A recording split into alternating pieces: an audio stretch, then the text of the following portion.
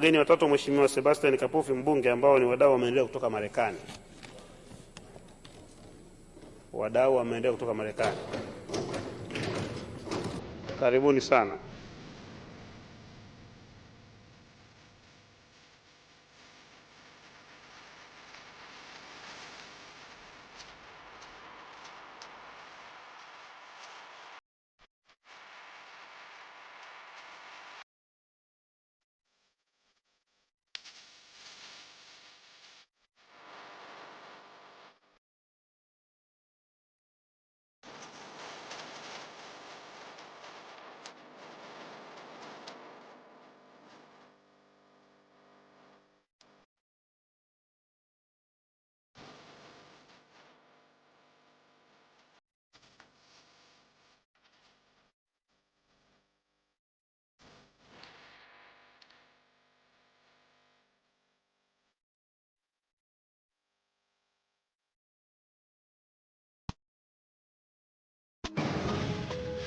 Container packed with supplies that need to make their way to families in Africa like yesterday.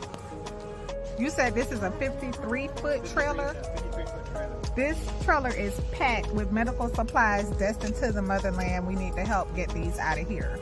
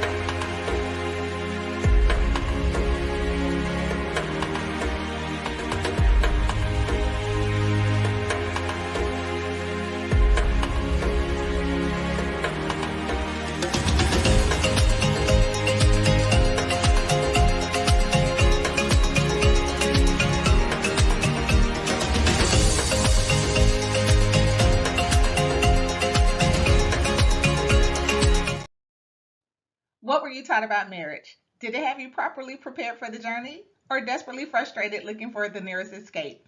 I'm Shar, founder of Law for Love, the most special place in the legal system in Atlanta. And after navigating families through the court system for more than 13 years, we are now taking those lessons learned to serve and support families to build healthier, happier, more purposeful marriages.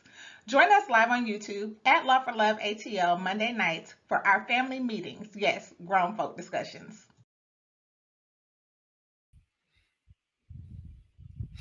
Shalom, Salama, Siemi, Shalom. Greetings to all my Israelite brothers and sisters from around the world. Whether you're the bloodline of Abraham, Isaac, and Jacob, the house of Israel, or you are a Gentile grafted into the house under the blood of Yahushua HaMashiach, we welcome you this morning for Quest to Unite Africa Discussions Live, or we just affectionately say Q2A Live. So, this segment is dedicated to the mission of Quest to Unite Africa, and that is to build critical infrastructure and economic development on the continent.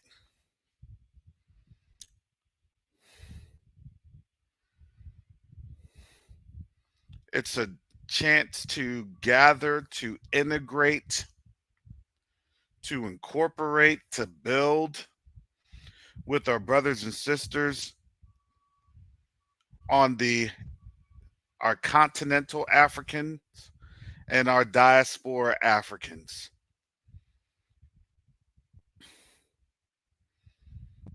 This is what we do. This is how we do. That's the mission that we have, that the Most High has placed on our hearts. And that's the mission that we will continue to move as we see the world kind of spinning at this point.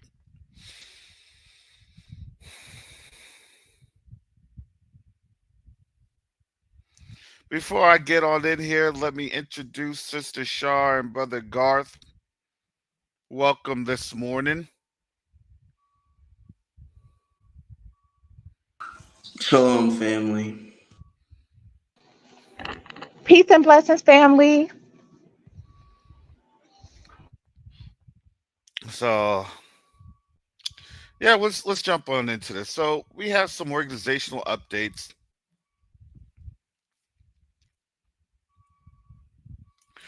We are currently trying to solve and create solutions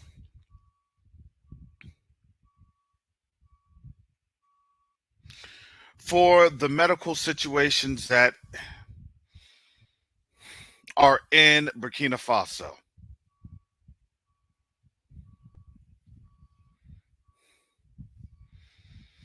As you all have seen actually about a month or so ago, a couple weeks ago, with the trip to Burkina Faso where Brother Garth had gone down with it was heat stroke. Exhaustion. Okay, exhaustion. It was about to lead the heat stroke. It was exhaustion, but I was about to lead the heat stroke.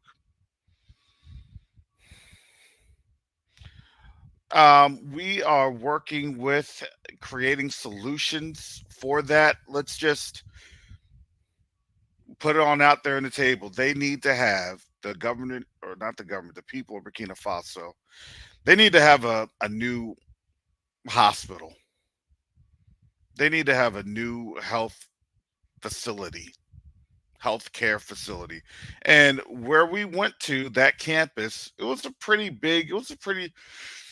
sprawling campus, but the problem was the way that it was even designed, the whole concept.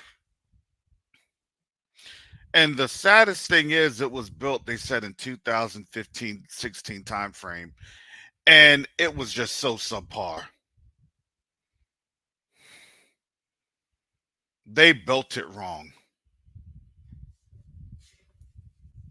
That's the shame of that.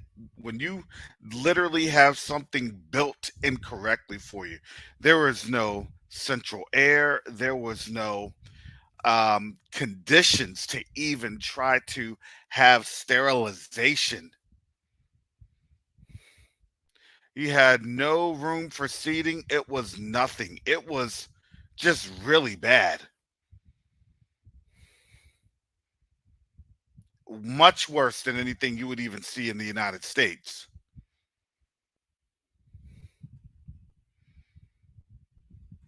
The whole concept fundamentally messed up. So basically, they need to have a new hospital. So we're creating solutions that we are bringing to the government of Burkina Faso so we can provide recommendations to be able to help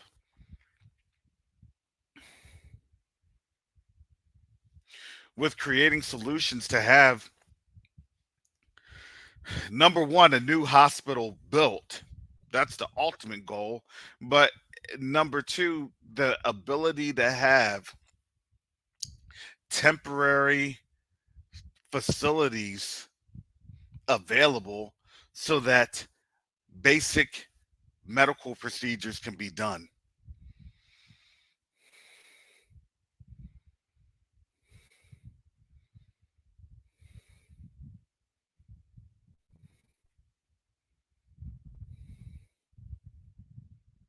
And it's sad when I've seen military field hospitals that were in better shape, better conditions.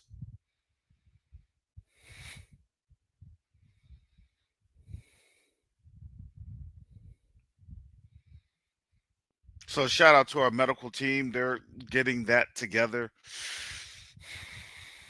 But before I go there, I'm gonna talk about a story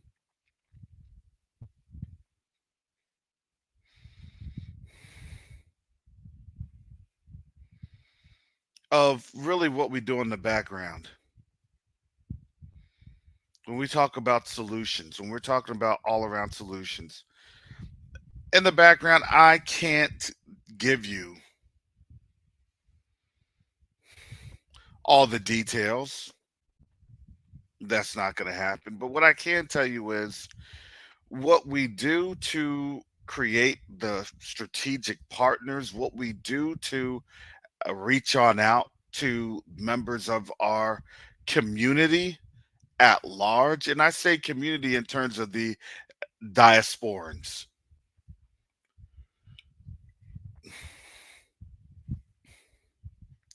Not everybody's going to be an Israelite. Not everybody's going to be a Hebrew.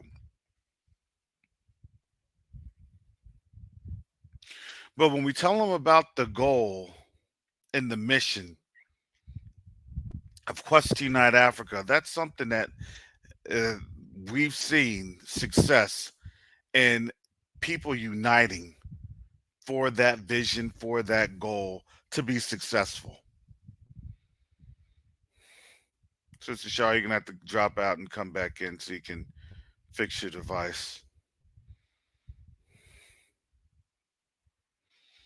And so when I was up at the Faso Days, the Faso Days events for that Saturday and Sunday in Washington, D.C., there was one brother that I he made it he, he made it his mission to talk to Quinn and I. He made it his mission. Hey, Karis, please reach on out to me. I told him, I said, I will reach out to you by July 3rd. And I reached out to him July 3rd. And you know our people don't play around. We don't take 2, 3 weeks. We don't take 2 or 3 months. We don't. That's really an awesome thing about our people here, our diasporans here, particularly here in America. Call it what you want to call it how you want to feel. But guess what? We learned at least some good traits in terms of punctuality and getting things done in a timely manner because we don't wait very long.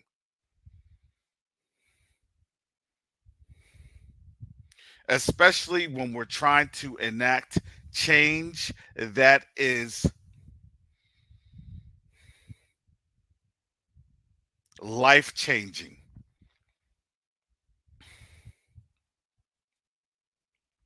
that is stabilizing.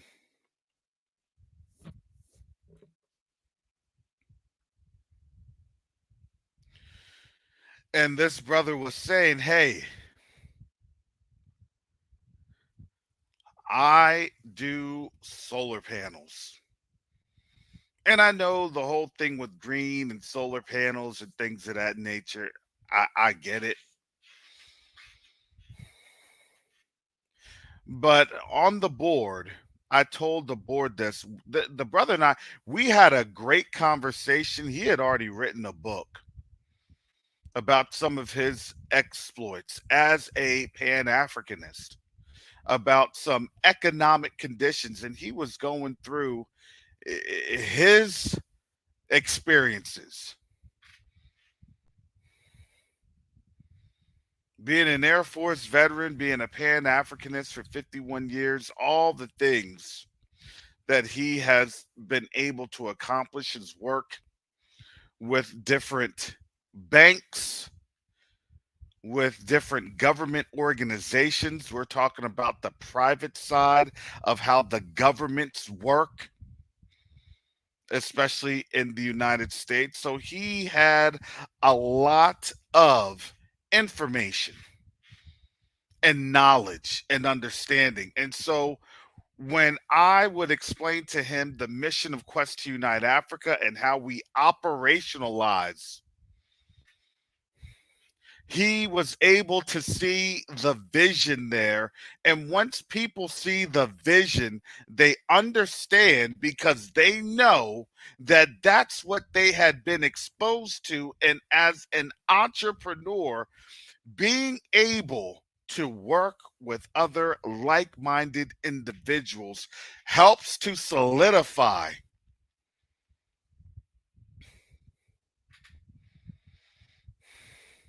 the endeavors of your own business.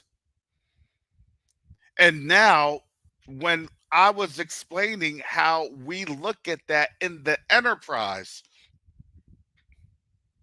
he realized the group economic dynamics that was being created. Because why? Because there is power in the circulation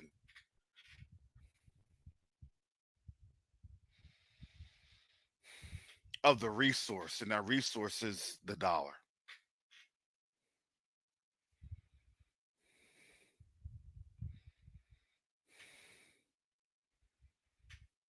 And we know that that resource isn't going to be around forever, but we know what it takes to be able to build on the continent. So then those local resources can then circulate amongst the local population, amongst that regional population, amongst that national population, and then amongst that intra national or allied population center.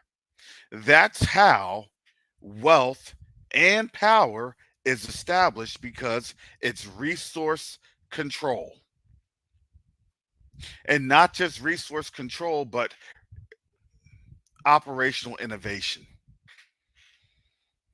that we all bring to the table in one form or fashion, because we've all been exposed to it. You're not here in America just sitting. Contrary to what their narratives try to say about us. No, we're here literally supporting this nation's growth. And if you're not here actively supporting this nation's growth, guess what?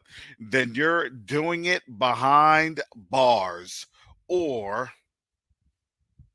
you're not doing it at all as you get deleted.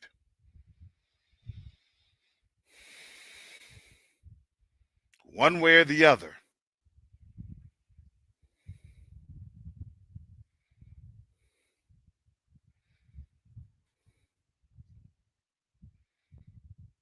And so, as this brother and I had talked around 70 years of his life, He was doing what he needed to do. He had factories,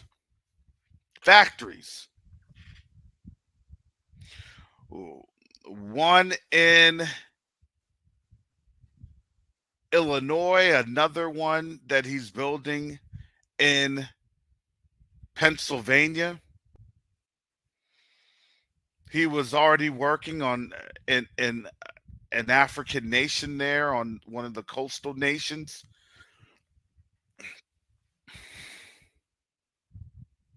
But he wanted to work with us because he saw the vision of the organization and how that empowers our people to be financially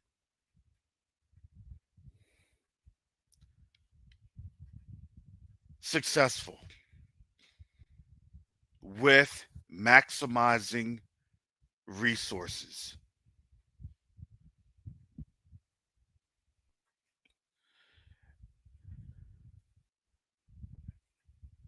And those resources are our strategic partnerships. One of those partnerships is Nature's Legacy Garden. Nature's Legacy Garden. It's a program where it's a 10-week course, and they train you in horticultural practices.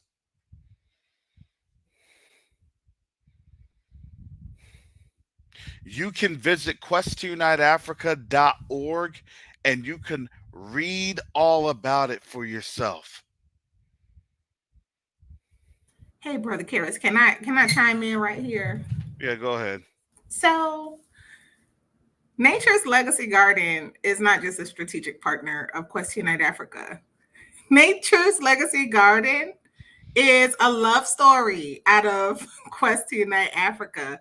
Look, there's so much synergy taking place in this community that Nature's Legacy Garden was born out of Q2Unite Africa, powered by Q2Unite Africa.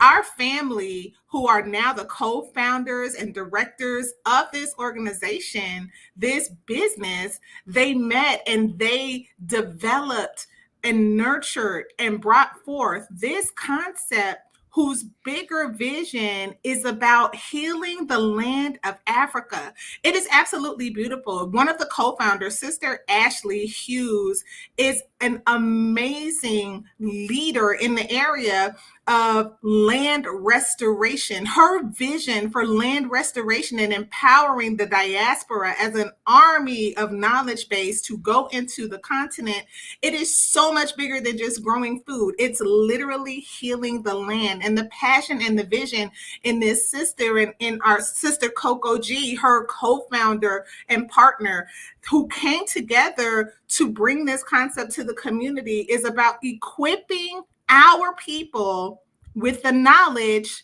how to heal our own land and feed our own people. It's absolutely huge. They're launching some classes right now to teach you gardening. I, for one, am very excited about learning some gardening and how to understand the land in a more holistic way.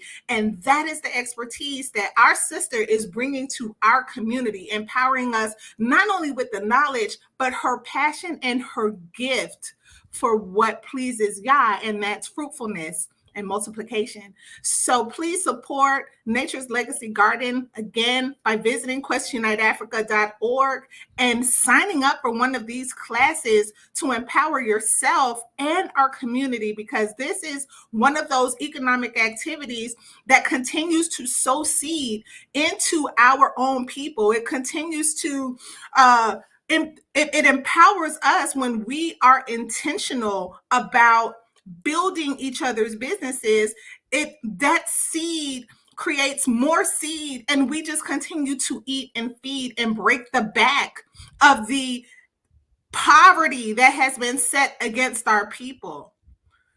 So this is a part of how you can engage in wealth building warfare by supporting our sisters and our brother Fast Nickel, who is also a partner in this business, bringing this knowledge to the community with the bigger vision of launching it onto the continent. Yep, thank you, Sister Sharp. That is one of the that serves a role in a bigger purpose. Not necessarily just yet, not directly just yet, but let me tell you this. The government of Burkina Faso, they recognize that.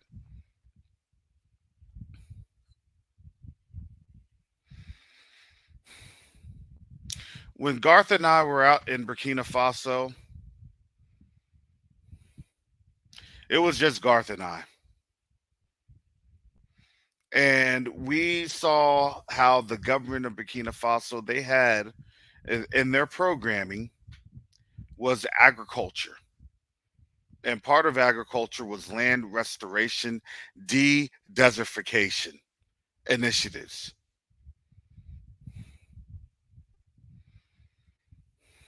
I told Garth, I said, we need to go on over there. We need to try to have contact.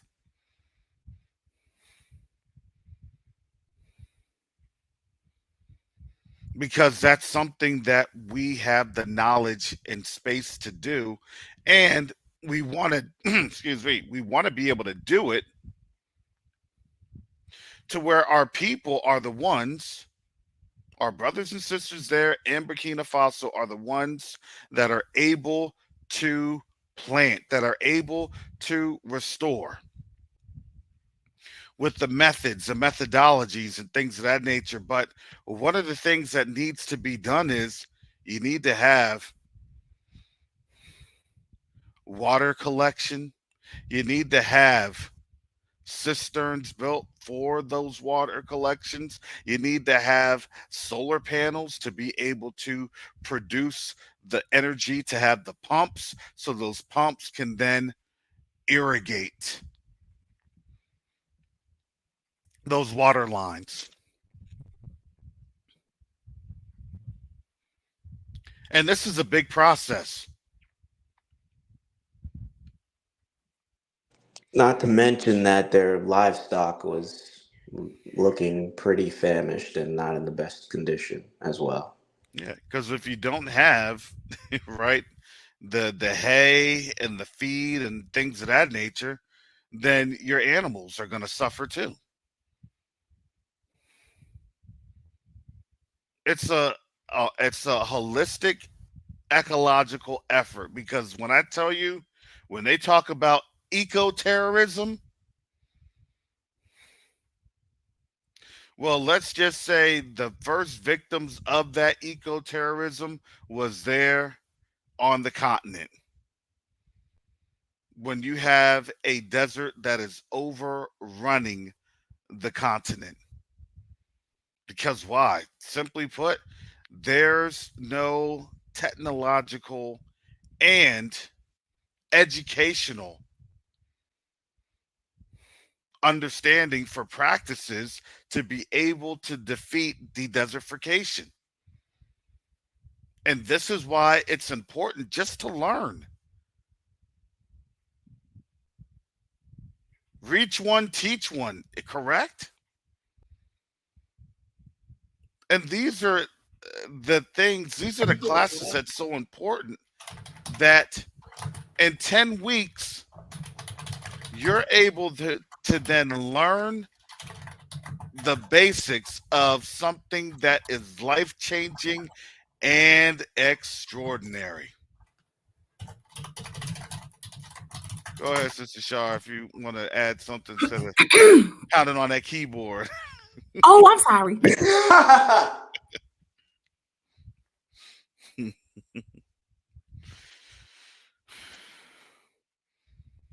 So these are the partnerships that we continue to develop. And it was funny because there were some things that had gone on in the middle of the week with Quest Night Africa. We had to handle some family business.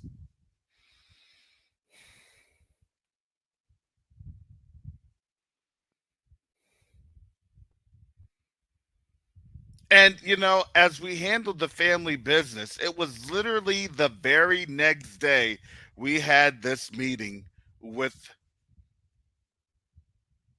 our brother yesterday, Thursday. And let me tell you, when we were talking about energy, when we were talking about infrastructure, when we were talking about the solutions that Brother Chester was talking about,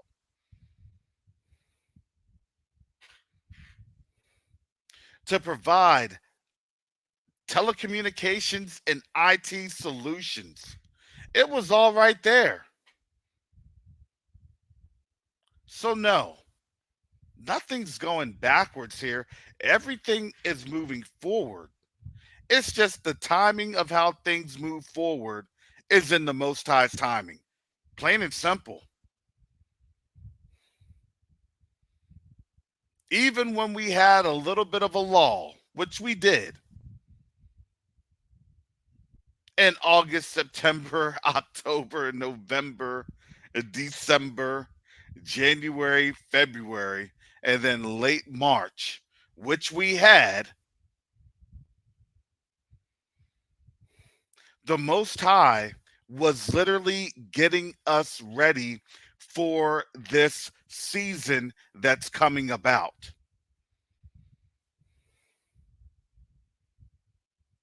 These laws aren't here to just have everything decay. Well, we tried. We thank you for your support. It's over. It's just no. It's because the Most High is lining something up. And when he lines things up for us, and we allow him to line things up for us, the doors swing open. And if you're too close to the door when it swings open, it's going to pop you on your nose and your forehead. Just like we went to Burkina Faso 2 months ago, which is crazy to think about. That was that was an example. So it may seem like things are slowing down, but we know one day or in this, it could be in the next hour or next minute, a door's open, and um, hopefully we're ready. We pray that we're ready, but There is a rhythm to war. There is an advancement and a pullback, an advancement and a pullback. The same cycle exists in the markets. You advance and you see stocks, they go up, they pull back, they go up, they pull back. That's why people in investing tell you don't hop out when you see a pullback. You got to hold on. So the ones who profit are the ones who don't lose heart, the ones who don't get sick to their stomach and jump and sell at a low point and not benefit from the timing that this thing is going to come back. So this is a wave, this is a rhythm, this is how war is. And I'm sorry, I was clacking on my keyboard. Y'all know how I get down. I was like so excited because I was contacted by in the past week. This was another business owner reaching out and saying, hey, I'm ready to make my move. I'm ready to get planted. I'm ready to do business. Let's do it together.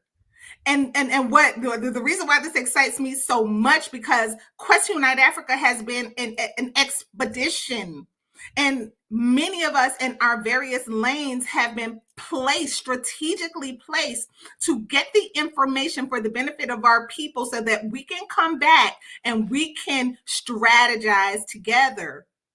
And so me in this lane with the legal structuring and business, I'm getting these phone calls from people who, I'm sorry, y'all. Shout out to my entrepreneurs. Y'all are some of the most fearless, fierce, and awesome individuals in the whole wide world. This army of business people, I want you to know that this mission is about you as well, because when we help you get connected with a bigger vision than just, running my business and paying my bills and paying my payroll. No, this is a generation changing mission. I was just like responding to this brother like, hey, I'm ready. And we're in a position because of Quest Unite Africa, because of our work together, to be able to tell people like this who don't know what the landscape is and all of the pitfalls that have been set for our people. We can now protect. We can now provide valuable and valid information where you don't have to go it alone and get got. Because the neo-colonialism has had a 400-year head start, placing booby traps on the entire continent to prevent us from ever taking care of ourselves. And this is right now, we are positioned to weaponize wealth. I am calling you out if you are a business person and you want to be a part of something bigger with the gift and the purpose that you have been doing in your business. Because together, isn't this the same message that Dr. Ericana has been spreading her entire mission? What are we doing? Why are we not doing it together? This is the moment. This is the time. And we have to move as a tribe. So I'm shouting you out, business folk.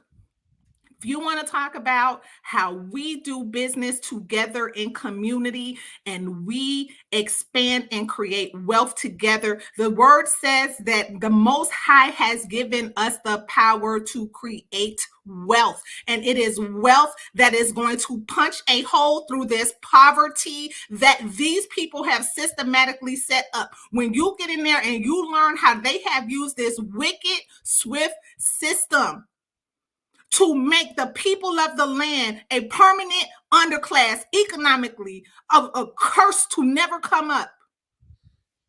It makes me so angry. I hate what I have learned about the arrangement there.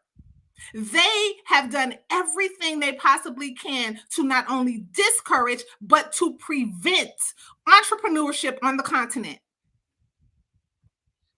But we have figured out how to punch through their mess by moving together.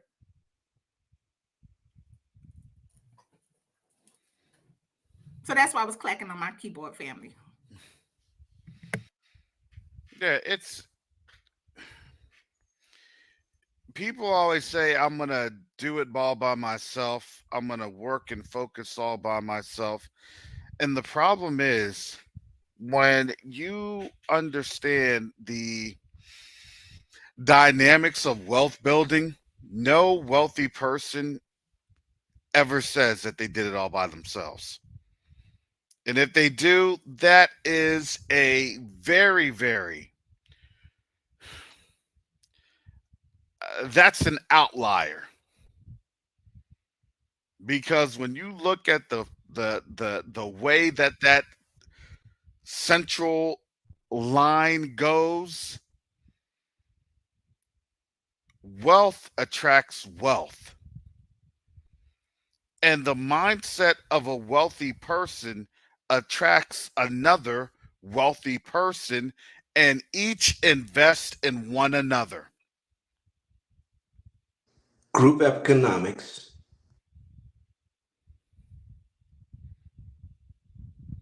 Our people always move like this. How did the temple get built? Everybody took, earrings, jewelry, what you had, silver, gold, you had scarlet. Everybody put it together and built the temple together.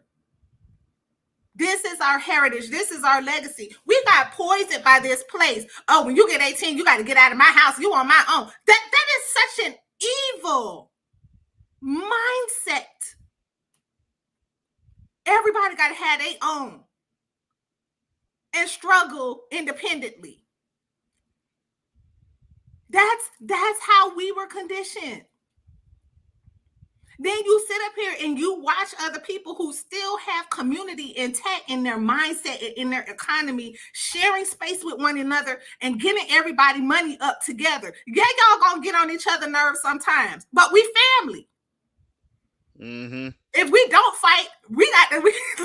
We got to ask ourselves some questions. If we're not fighting sometimes. Yeah, individualism is a lie, and they pushed it on us all while seemingly not practicing individualism, and Mm-hmm. at the same time they're like behind closed doors. They're, oh, we're gonna do this together. We're Because gonna do this because and that. because what is it when you're in any type of a successful job, position, things of that nature? You don't get there just by yourself. You want to know how you get to places? You get to places through networking. Yes. They literally have back in the day. I used to do, these classes when I was married. How to build your wealth, how to build generational wealth, and all this stuff. You hear all the big names, the back in the day folks. How to build your business, Tony Robbins. how to get your business off the ground. All that other stuff. I used to do that. I used to do those old videos. I had a little VHS. Even my mom used to do that. How to be successful, how to try to be an entrepreneur, how to strike out on your own. And the funny thing is, there were key components because even when I was in school, working, and not just in school, it's also military too. They would always say, if you want to enhance your career, you got to network. To me, I would always talk to people. Because here's the thing, I do genuinely care about people. I do genuinely care because it's not the fact that I care for an ulterior motive. I care because, listen, I'm trying to advance the mission of Yahushua HaMashiach. That's it. So, in doing so, I reach out to anyone and everyone that listens. I truly do not care about your skin color. I don't. I never did. Because at the end of the day, salvation is for everyone. That's what the word says. At the end of the day, everyone has to come to the Father. Doesn't matter who you are, doesn't matter what your bloodline is. Well, I'm this bloodline, so I don't need to be. I'm not going to get judged. Where does it say that in the word? And I think we have more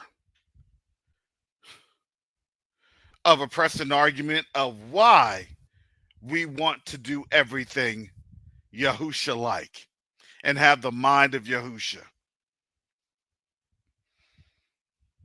But when people talk about the mind of Yahusha, guess what they think?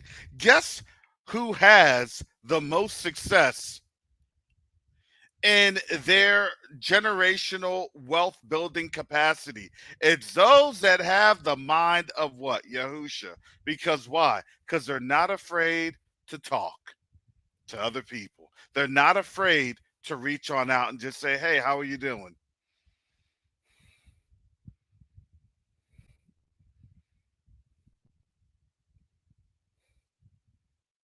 They're not afraid to open their mouth and give an encouraging word.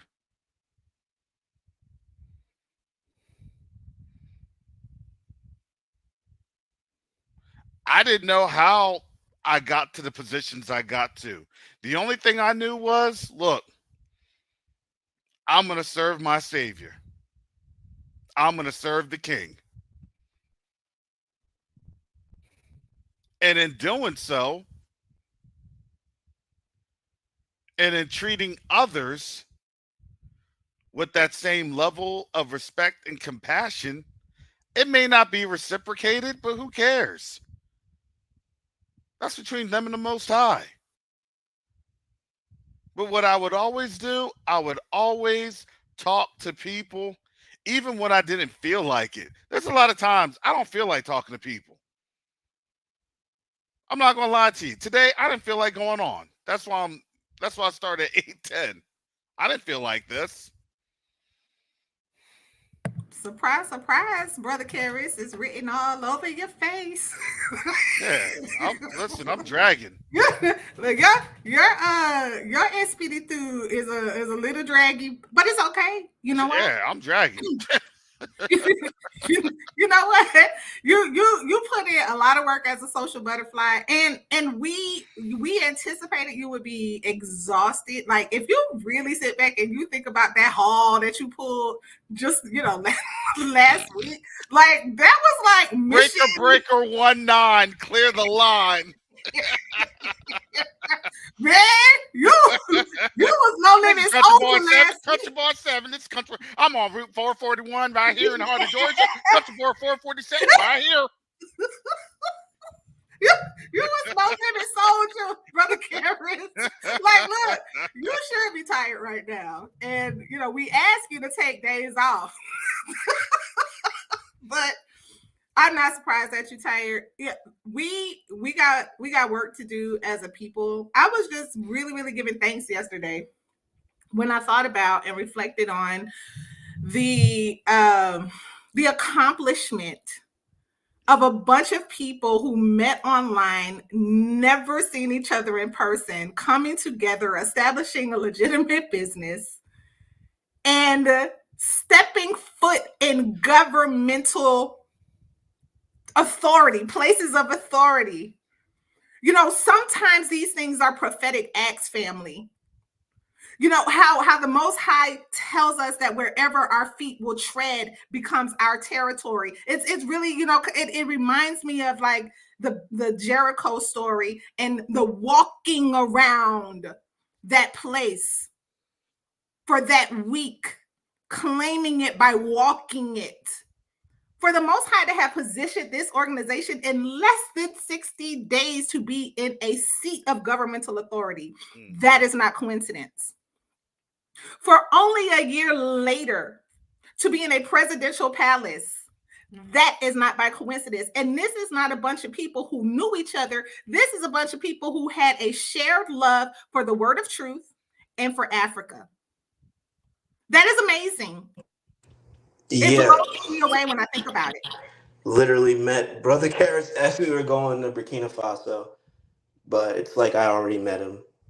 It was kind of surreal, and even just what was going on in our trip and how things may have seemed like they weren't going our way, and then I just like, no way, that's not gonna happen. We're gonna do everything we came here to do, and then we ended up doing it.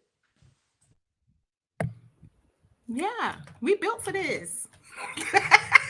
and some days one of us don't have the enthusiasm because we got to heal. But isn't that the same thing you do in a military maneuver, Brother Karis?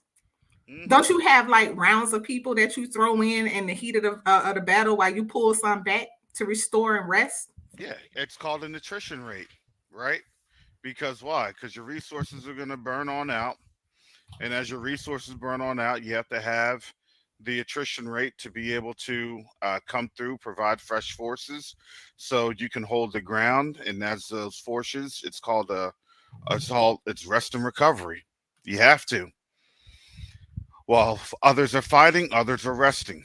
That's just how that goes. So you can still maintain the fight, you can still maintain the push, and the push is to seize territory. And you're absolutely right. This is what happens. Not everybody's going to be a fighter on the front lines. Not everybody's going to be shooting a weapon, firing a trigger, shooting artillery. That's not how the military works. Everybody's capable and they're trained to do that, but there's still a logistics effort that supports the warfighter. There's always different aspects to support the warfighter. You have to talk about the intelligence, what's around you. You got to talk about the logistics.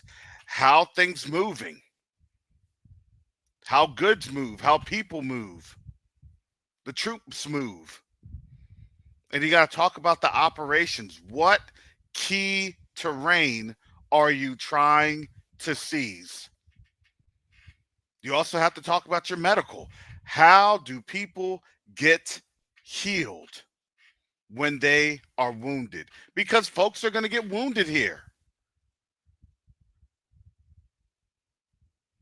There's healing that has to be done, not just physically, spiritually, emotionally.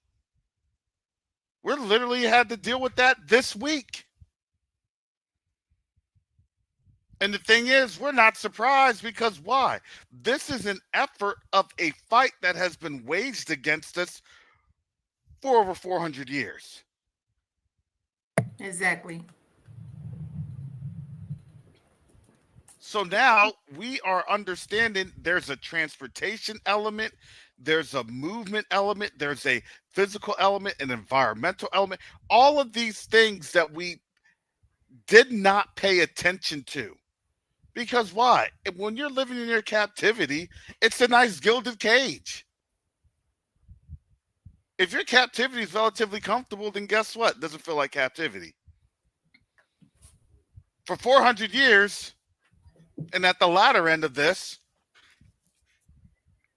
a lot of people are very comfortable in captivity. And we were saying that back in 2018, 2019. Oh, when this captivity is ending and this place gets judged, a lot of people are no longer going to be feeling comfortable. And now you see on their faces, there's a whole lot of discomfort. There's a whole lot of people wiggling around, not feeling very comfortable. If you were to tell somebody right now how comfortable they feel about these upcoming elections for the president in the United States, not many people are comfortable.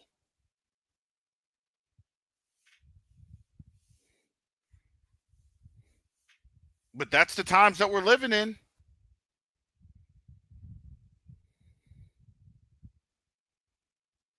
Even talking about Question Night Africa every Friday, people get uncomfortable because why? Because they have to be confronted with something. They have to be confronted with a choice. I kind of have to laugh and giggle about some things that when people say, I know I'm awakened, and when I'm ready to go, when the Most High tells you to go, I'm going to go. I kind of laugh, and I think that for most people that say that, no, they're not. Yeah, bro, that's fair, honestly. No, they're not. No, they're not. Because if you're ready for something, you get ready for something. You study for it. You research it. You see what's happening when things go down because they're going to go down. How will I be able to move? What mechanisms are going to be there? It's kind of like the Most High saying, "Oh, you're gonna, go into the promised land. So just don't worry about it." No, Moses and everyone had to get They ready, and prepared. they had to Yes. prune themselves and do all this other stuff so they could be ready to inherit it. Yeah, it wasn't that people were just up. There you go. You got this angel of death that done wiped out the firstborn of everything, and lo and behold, time to move. Now Moses was there for over 2 years. If you read in the Apocrypha, if you read in Jasher, Moses was there for over 2 years, warning of people. And in the Most High's infinite wisdom and infinite grace and mercy, it's been well over that. It's been years upon years. And it almost seems like for most of us, it almost seems like it's a broken record. But here we are. And now you see the people of this land, of this nation, and frankly speaking, around the world, they're worried about what's happening in America. And guess what? It's something that we just didn't say it's going to happen because we're the puppet masters behind this pulling the strings. Yeah, right. We have no power. But we realized what was going on because that's what the Most High's word declared. And yes, I don't know if there's going to be an election this year. Kind of seems like there won't be an election, truthfully speaking. And if there is an election, this election is going to be the most hotly contested election. Because why? Because that's the narrative that they're preparing.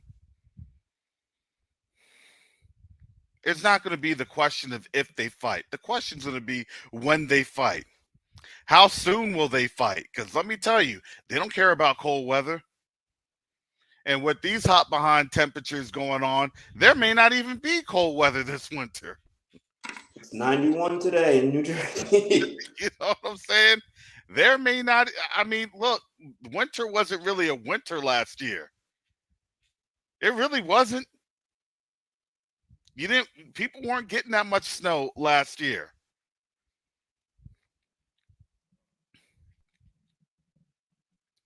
And now everything is unseasonably warm. We just had to see or witness a Category 5 hurricane in the Atlantic. First time that's happened on record, by the way.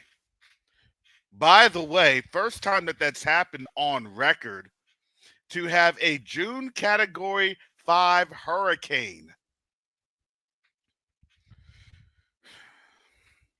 I don't know what else to tell you. But all I know is I'm not here trying to convince the masses. I'm not. I'm here to get some work done. I'm here to build with our brothers and sisters on the continent and our brothers and sisters here in the diaspora, which is why community engagement and involvement is an absolute must for this time. To talk to your brothers and sisters, to talk to your family. I don't care what they're going to say. It doesn't matter what they reject. They can't reject what's happening in front of their eyes. Which to me, that's the Most High's timing. You can't reject this smoke because guess what? That smoke is happening. And people are getting very uncomfortable with that smoke happening. And it's not caused from us. It's caused by them. Because now, what's the old adage? When you smell smoke, when you see smoke, you know that there's a fire. You just gonna sit here when everything gets burnt up? I don't know who in their right mind sits in their house when everything gets burnt up. I I've been looking at like I don't watch the politics too closely. It's a waste of time. But the it's such a demonstration of weakness on the international theater. Mm-hmm. This the It's such a sideshow, such a joke, such an embarrassment, such a fall from glory. The foolishness that we're seeing at the highest level of constitutional government in this land. It's madness. It's Oh, like it's like go ahead. Go everyone's ahead. sitting around salivating and It's wiping their like hands like it's like WWE. It's become entertainment e. It's no longer, something that Yes. is legitimate. It's pretty much gossip Yes.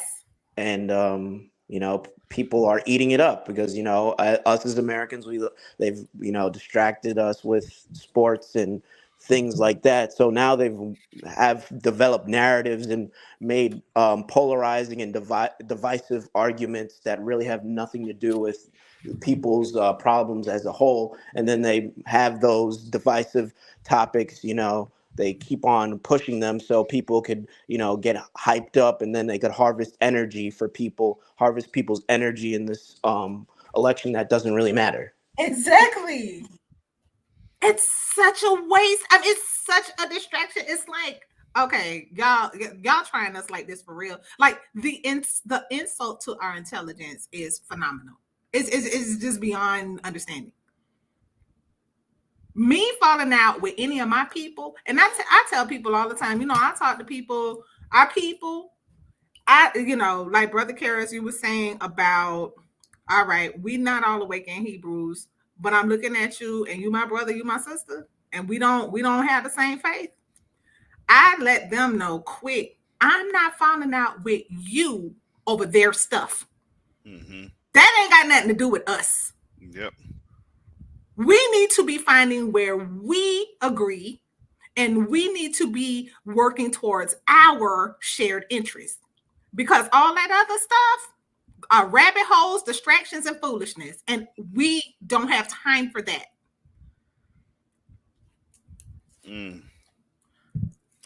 So Sister Shar, a couple months ago, we were discussing the verdict of the former president Donald J. Trump, Right. and the Supreme Court this week just had a ruling regarding constitutionality of what presidential immunity looks like.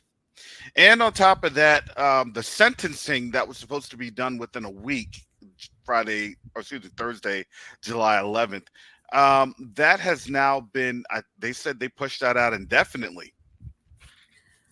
I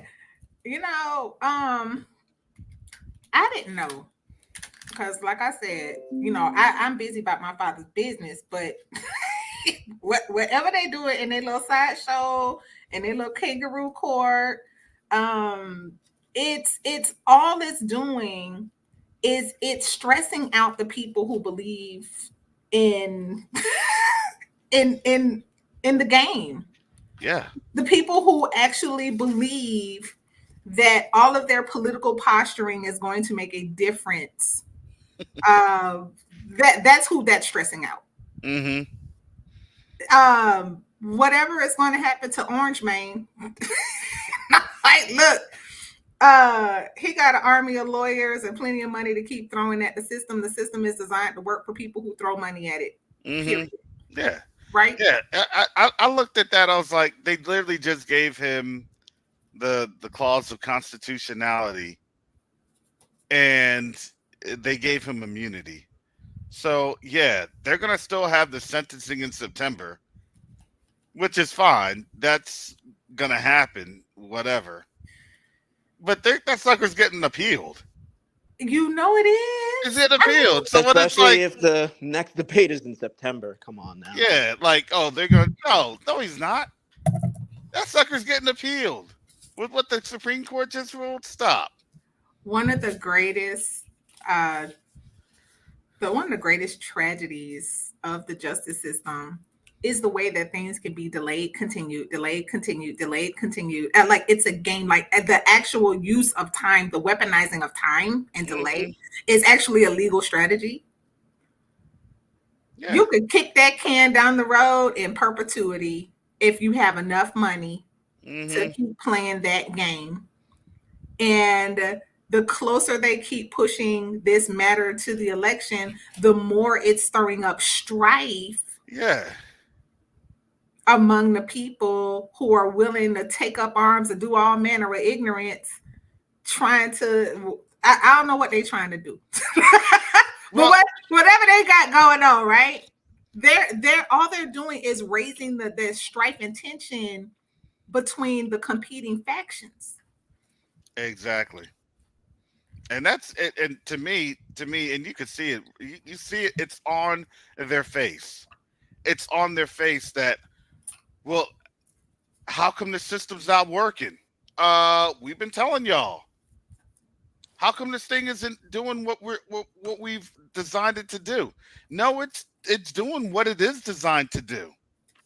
It's a system of justice for just us and not them. Exactly.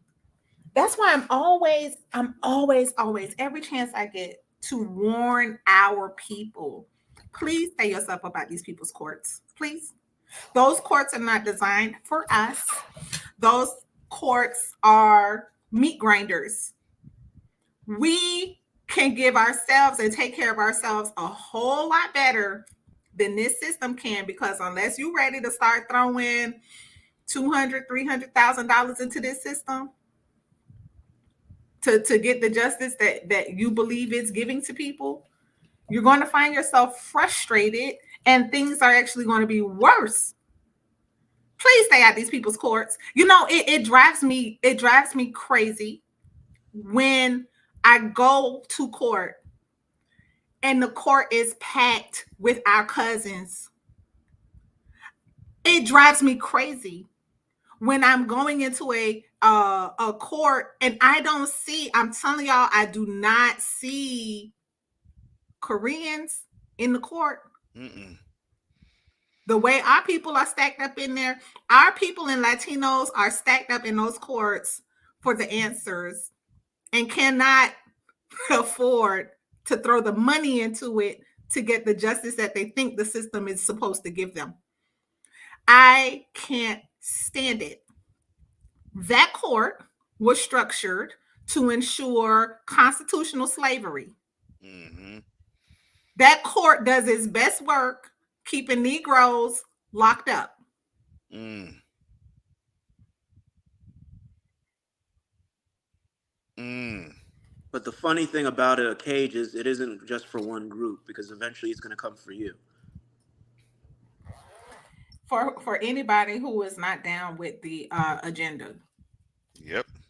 it works. It does its best work depriving you of your physical liberty and putting you somewhere with three hots and a cot. I mean, I'm sorry. That's what the system is designed for. All other faith, that thing is an idol. It is a god. It is an altar, and a lot of blood has been shed there. Mm-hmm. And the people who have the mammon to play that game, those are the ones who actually kind of get what they want from it. Yep. Orange Man gonna get what he want from that system because he has the money to play ball. It's a big game of chess. This is a game to these people. Just like you were saying the other day, Karis, like in Sodom and Gomorrah, if you read Apocrypha, the wickedness that they were doing to the people, and they just loved it, and they didn't want to do anything but wickedness. It's just like the system. That's why it's the modern day Sodom and Gomorrah. Just literally have people, fool people, and always have lying by omission. Pretty much, that's what they thrive off of: lying by omission, keeping you ignorant, and then just using it against you. I mean, the Apocrypha said the place was lawless. The Mm. place was lawless. It had an appearance of justice, and it perpetuated lawlessness. Yah hates lawlessness. Mm. Yeah, and I mean, listen, it's about to come due because the lawless the mannerisms that's now being upheld, right? I mean, it is what it is. And now, what can you do, and what can you face when you literally have a system that's its hypocrisy is now being demonstrated? That's a system of hypocrisy. It And is. now, now think about this. Think about the system of hypocrisy that's here, and think about what's going on in Kenya. Think about what's happening there in Kenya. You have people die and are dying. I'm sure you all have seen the news. I don't need to go into all the different avenues. And that's why it's so important for us, number one, not to be afraid. You know, the system will be used against people who are doing the right thing. It just Hmm. will. That is an inevitability. I was talking to a brother who was actually at the embassy with you all, Brother Karras. And, you know, we got to talking about how they did Garvey. Uh, Hmm. Garvey was brilliant. The brother set up a legal entity that capitalized. You know, it took all of the little piece of money that Black folk had and put it in one corporation and mobilized wealth in a way that was purchasing ships. Like for the time that this brother did this, it was like he accomplished so much with this concept, right? But what did they do? They used the federal court system to shut him down and to invoke fear into the heart of the movement to kill it Mm.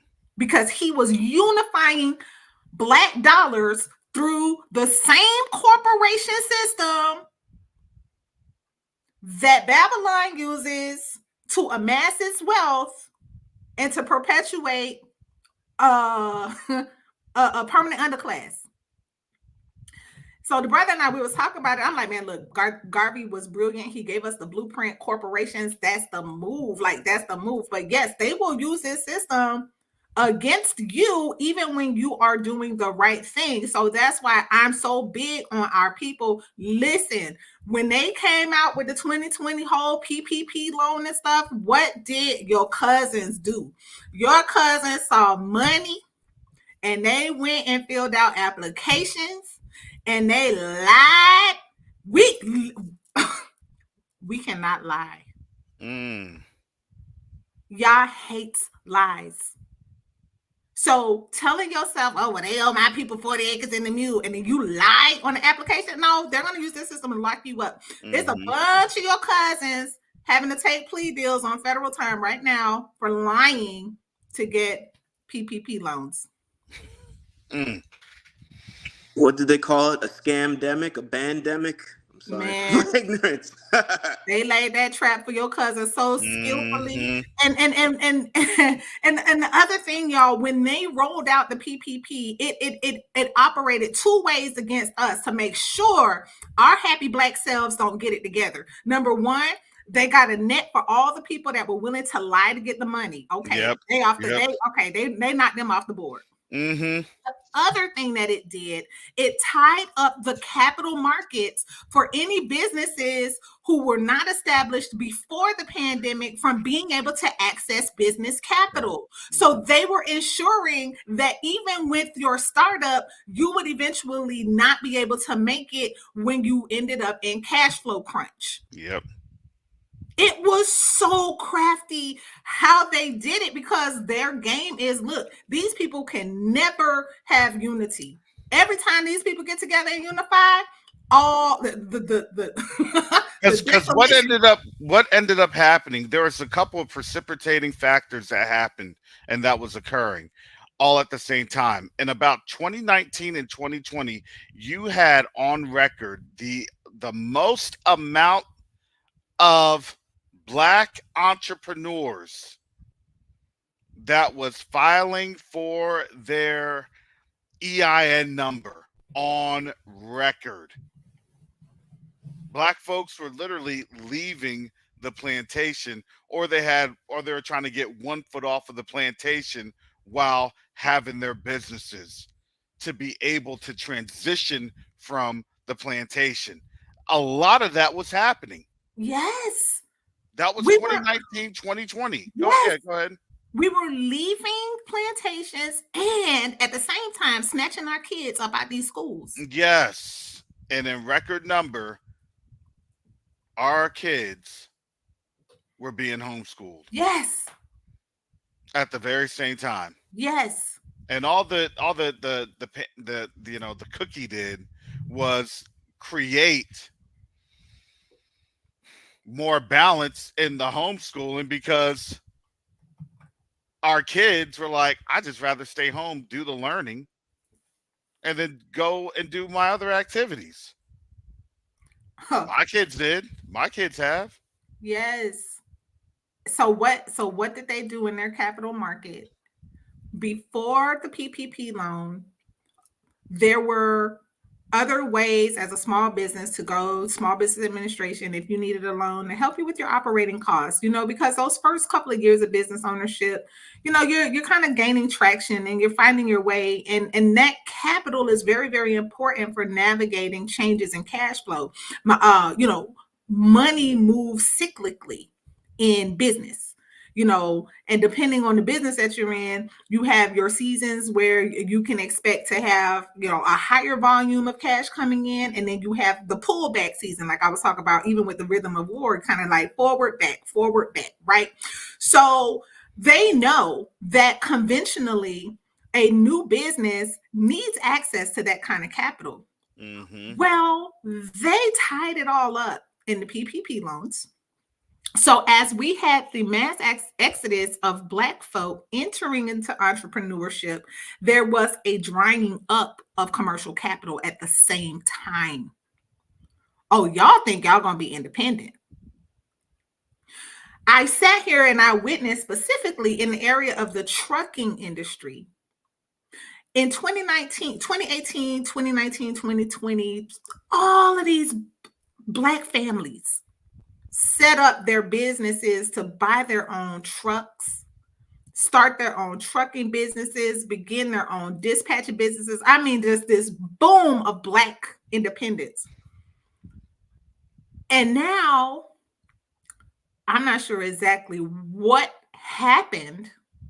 And a lot of them were setting themselves up to be subcontractors for Amazon. Mm-hmm.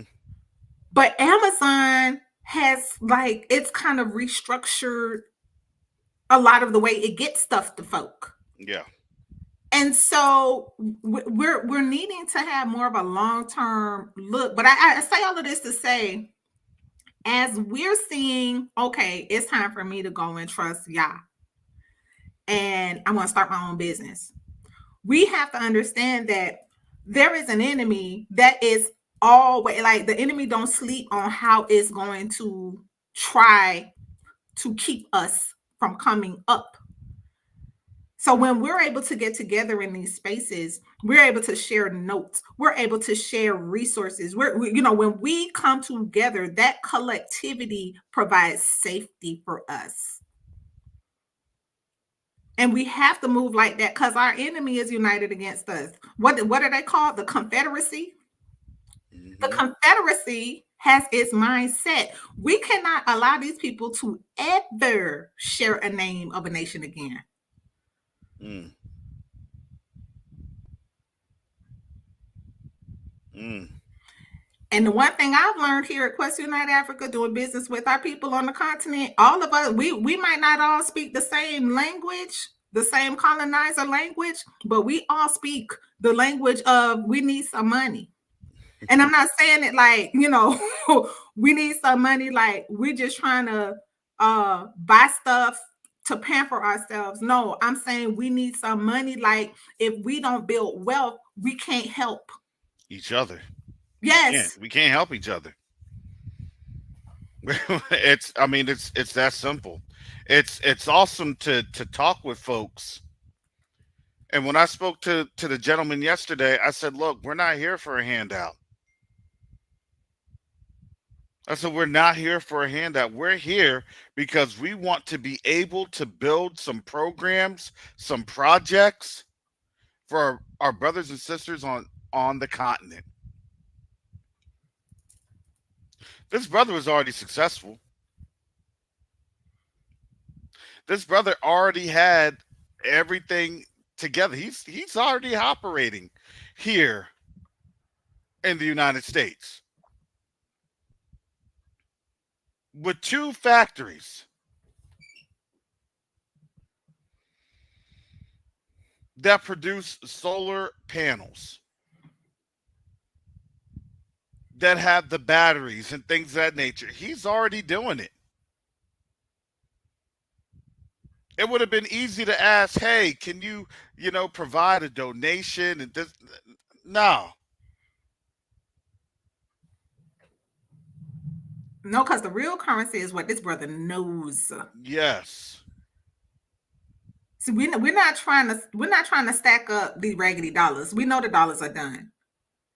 And whatever the new currency is going to be the new currency. But as for us and our people, when we see that we are literally the gold, that the stuff that's between your two ears, that you know from building up this empire with your sweat, blood, and tears, and the sweat, blood, and tears of your ancestors, when we tap into that wealth, I'm never talking about these people raggedy money.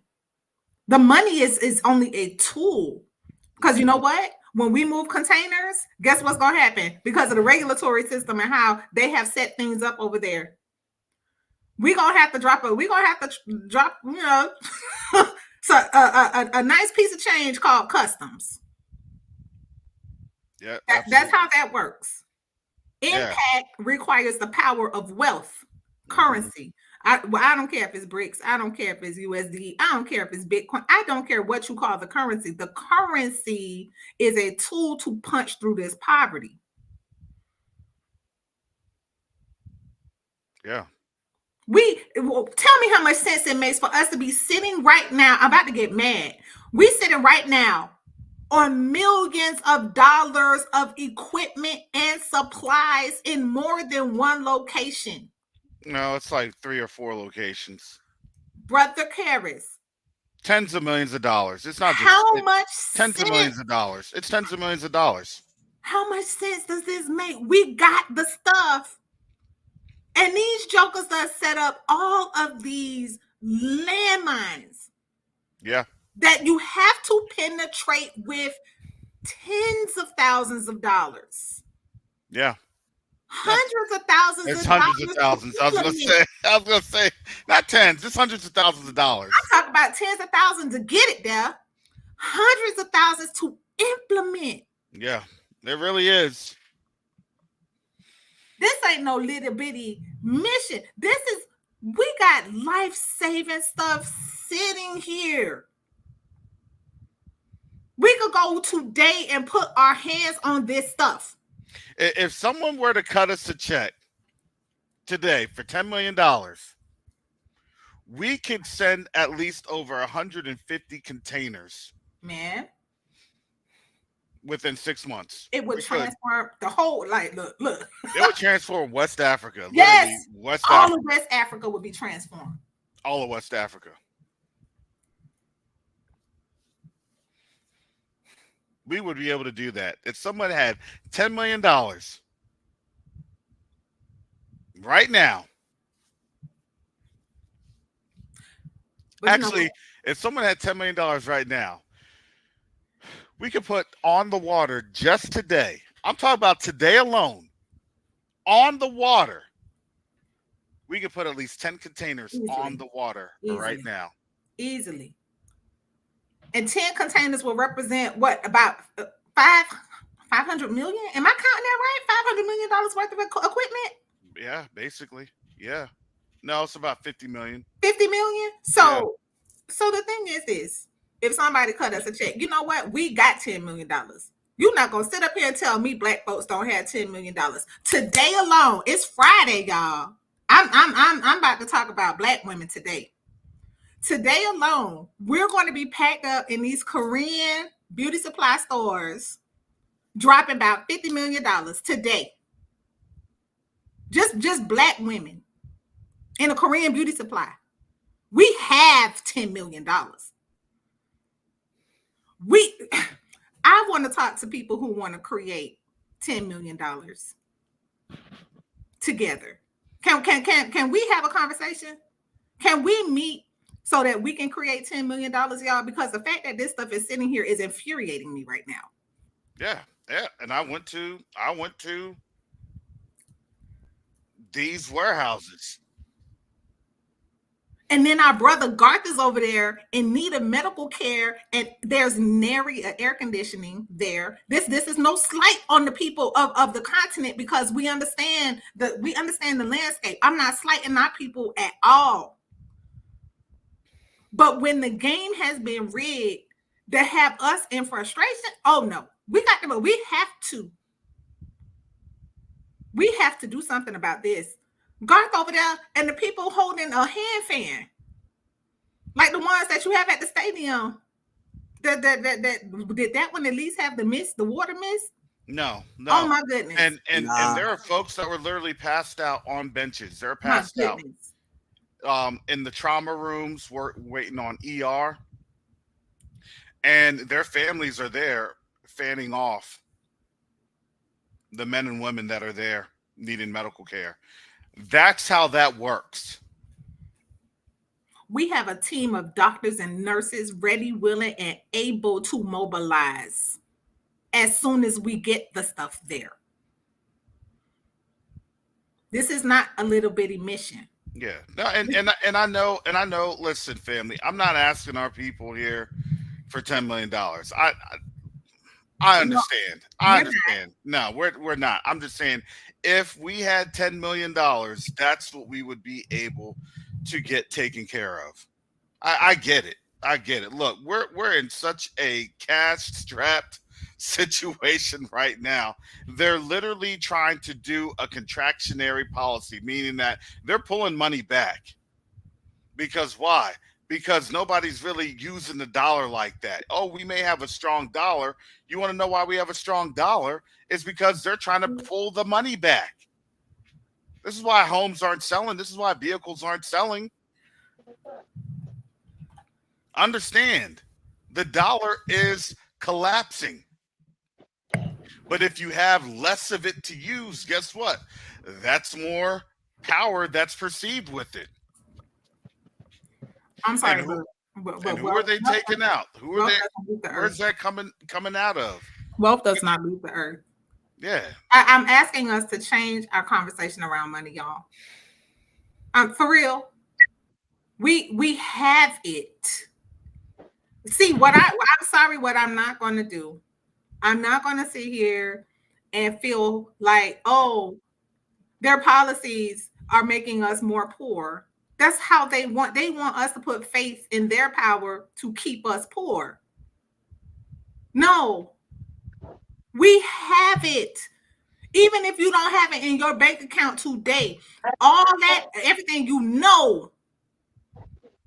I mean, I had this thought, y'all, and it might be crazy. It might sound crazy, but the continent is full of gold and all of these other minerals, right?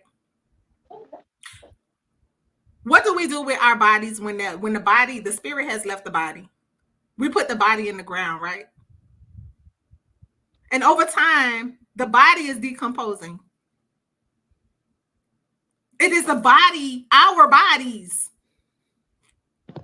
that are creating all of this wealth that's in the earth. We are the wealth. We have got to start having different conversations around the issues, because everything we know is the wealth. When we bring it together, y'all, just this week, we had a board meeting.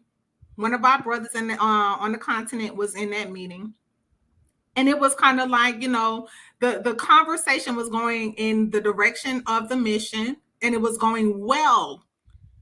But something happened when all of our minds were together in that space, and out popped this idea. Y'all remember that moment? the idea that popped out in that conversation while we were reasoning through some of the things we need to, some of the questions we needed to answer. Our minds, our prayers, our belief, our faith in Yah is more powerful than these people's wicked manipulation of their monetary system. Mm-hmm. We're not victims. We're not. I'm sorry. If they're tightening the rope on us, then we cry out. And then Yah says to us, what? He says, okay, what do you have in your hand? Isn't that how he talked to Moses? Well, I stutter. Okay. Here's your brother. You have a brother. What do you have in your hand, Moses? Yeah. I'm sorry. And I don't mean any disrespect. I don't. I'm tired of talking about what we don't have. We have too much not to be giving thanks and praise for what we have in our hand. Focusing on lack doesn't produce wealth. It doesn't. That's why we're articulating the opportunity. Y'all, we had the opportunity to save lives. We had the opportunity to save lives by getting ourselves together. We have the opportunity to build other businesses by trusting each other and building each other up. That's why we're here promoting Nature's Legacy Garden today. They are bringing value to this community. Why? Because they have the nerve to perpetuate in their news that all these Black folk live in food deserts. Like, and then they give us the news like we're supposed to just accept that as the status quo, like that's just our plight. No, you got Black folks out here setting up urban gardens, fighting back. You're not going to tell us that we in no food desert. You got us eating out of these doggone Arab corner stores, our kids living off of pickles and hot sausages and potato chips and soda, and then you killing us with it. No. Weaponize the wealth of your knowledge. Sister Ashley is saying, I got something that's going to help us feed a continent full of us. I'm tired of focusing on what we don't have. We mean too much to Yah for that. We're the apple of his eye, y'all.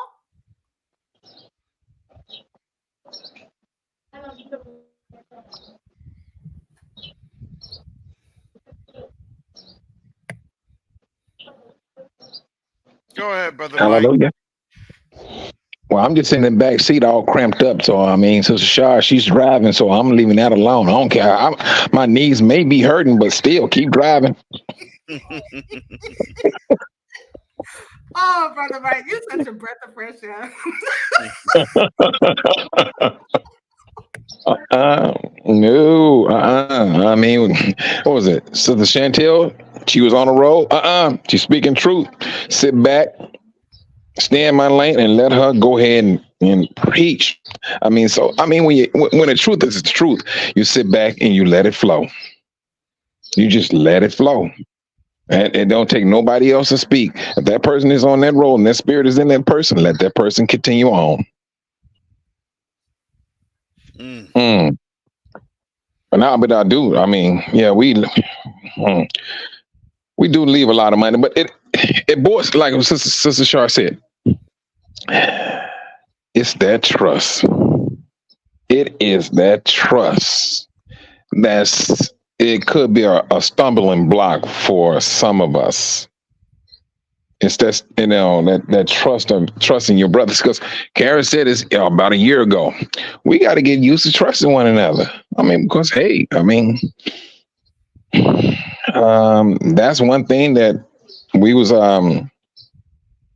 taught not to trust. Now we gotta break ourselves from that spiritual captivity and start trusting our brothers. Yeah, and we may run up on one or two that may, go sideways or whatever the situation, but you got to continue to press on. And just like what Sister Shar said, Moses had his staff in there. Moses made all types of complaints. Oh, I stutter. And for a fact, the most I could knock that out and not even it'd be so fast you wouldn't even recognize it. But he humored him. He said, all right, you got Aaron. Moses came up with every excuse up under the sun. And then, eventually he humbled himself and he went on to do what the Most High asked him to do. Now, with this awakening, we are in the same position as Moses, the same position. Moses had to learn that, hey, I am the Most High. You trust me. You say you stutter. I can straighten your speech out. You can speak so eloquent till I mean, what? There's nothing that the Most High could not do, cannot do. But Moses kept on harping on his imperfections, as you may say, and we're doing the same thing, monetarily. That is, we're doing the same thing. Well, we've been blackballed, and that's true. We have been blackballed, but yet and still, you don't use that as a crutch and just sit back and I'm gonna wait on the Most High to do this here and do that there. When you have that power already within you, and that's the thing I'm looking at. And it can get frustrating, but you got to start looking at every opportunity. What you may not think that this won't work, or that won't work, or that ain't gonna do us. You'll be surprised. I just left the market today. When I say dusty roads, the roads are so dusty, and they like sand. And I know if it rains, it's gonna be muddy. But there was two brothers. They was playing music while they was walking down this road, down this market. And man, I mean, they just dancing and having a good time. And they took these brothers. They take what they got and make the best out of it. That's what they do. They take what they got and make the best out of it. We need to do the same thing. Well, yeah, we've been spoiled in the United States. Yes, we have. But we got to get out of that spoilage, the spoilage mentality. That's what we really, truly got to get up. I mean, I had to get myself up out of it. Look at the small things. And then if we go back in time and see how brothers and sisters came up as to how they fought against such and such and things of that nature. Some come up with a simple idea, and that simple idea, made them millionaires. We should be the same way. And who was that? This sister, Sister Arikana, she said, the battle is changing the mindset of our brothers and sisters. Mm-hmm. That's where the power truthfully kicks in. Once you change that mindset. Ooh. And I'm glad you said mindset, Brother Michael, because I'm gonna throw a challenge out here for our people. Anybody who want to roll with becoming like the spearhead of this force, we weaponizing wealth. There is a book called Tribe of Millionaires. If you are up for this challenge, I'm going to ask you to read that book or listen to that audio and call me after you read it. I want to hear from you. If you want to take on this challenge of how we are called to be together as a family, Tribe of Millionaires, I invite you to call me 678-210-8778. Call me.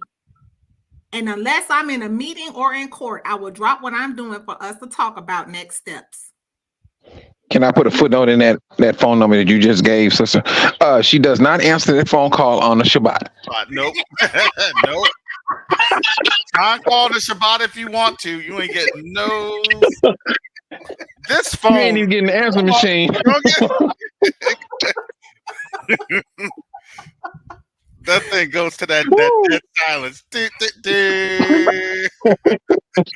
number you have called is currently unavailable or does not want to be reached. That's right. That's right. I'm going to do what my father said. My daddy told me to stay up there and rest. I'm a rest. But guess what? The rest of the week, I'm doing war. It is a mindset war. Like, I'm sitting back here, I'm looking at my family, y'all. I'm looking at like the foolishness of us not setting our kids up for better. Like, I'm like, you know what? I hate that. Nobody had a college fund for Shar. I'm sorry. So the only solution for me was to go into debt, to become a slave to this system in order for me to be qualified according to their. You went out, Sister Shaw. Oh, she went out. All right. They're probably calling right now. They're calling right now. Her connection. Try and call after we're done. We're gonna wrap it up here in a little bit. Call her afterwards. Actually, don't call her till about 2 p.m. Eastern. We need to talk to her with some things today to get stuff together. Now, Sister Shaw, right. I mean, man, we just gotta start looking at any and every opportunity. Because I trust and believe something so small can make a big. Who was this? Some guy came up with this idea when back in the 70s. The windshield wipers, they just went side to side. There was no stages in them. But some dude came up with an idea where he put stages in them where it'll freeze, then go one time. And I think that was back in the 80s. But he had to end up suing one of the car factories or something because they call themselves trying to steal it. But he came up with it. But it was so simple.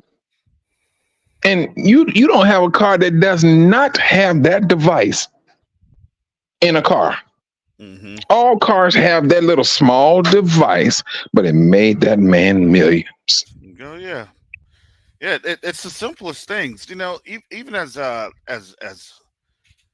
Mike, myself, the board, we have come up with some outstanding, fantastic ideas, and they are just really the simplest things that. It's just a sharp in the chat. If you could put your no, she back on. She back on. She back on. And she back on. What they do in basketball to slow down the momentum when the other team, you got to foul. I got fouled, y'all. Yeah. You two done fouled you. They were like, who is this? They was like, who is this here? On the getting everybody all riled up. They had a flagrant. They got a flagrant foul. They got ejected. She got a technical ejected. Sister Shaw was on the fast break. No one could catch up with her, so they just fouled her from behind. They done wiped her out. Yeah, that's what they did. They wrong for that. Y'all, I was saying, why do we equate the culture war? Why do we equate an ethnic group of white with wealth and the ethnic group of black with poor, unless you talk about Boule? Right? It's like, so that tells me that there's like a big problem here because us having an immediate association between people that look like us and we don't have no money, like no. This is no. And so what they've done with access to credit, they've given us the ability to live above our means and feel comfortable enough not to change our condition. Long as you can pay your minimum payment on time, long as you have your mortgage, your house is comfortable, long as you were able to move out of the hood, there's no discontentment about the condition of your people anymore. Exactly. Yep. Trusting yourself in riches. The proverb, it says it's like riches are like a bird and they could fly away at any moment. But now you know what? You're right. But I mean, if you go back into the 90s, what was the rappers talking about? You got to get yours. I got mine. You got to get yours. You see what I'm saying? Yes. And that mentality is stuck in the head. I hate that mentality. Do you know, I was once back in the day, y'all, I was a substitute teacher down in Broward County, Florida. And I was assigned at the Juvenile Detention Center in Fort Lauderdale. And I had a classroom full of young men who were being bad and they got themselves locked up. Right? It happens. The corrections officer who was assigned to my classroom had me so angry because he kept saying to the boys, I got mine, you need to get yours. Yeah. These boys were crying out for something other than I got mine, you need to get yours. And there was this aggressive response to their crying out for that fathering. And he just, like, I'm good. No, you're not good. If our kids ain't good, we not good. He better forget he's going to get older. Exactly. Yeah, and there's going to be those kids that going to come slap him across the head when he can't do for himself. Exactly. Yeah, that's the mentality. Long range thinking, it has to be a necessity with all of us. Very long range thinking. Yes. Well, I'm sorry. Let me go ahead because I gotta wrap this on up because I gotta. All right, but you know what, Karis, Sister Shaw, they was saying in the chat they was looking for your number and they was looking for the name or the link for that book that you was talking about. It was asking for you to post it.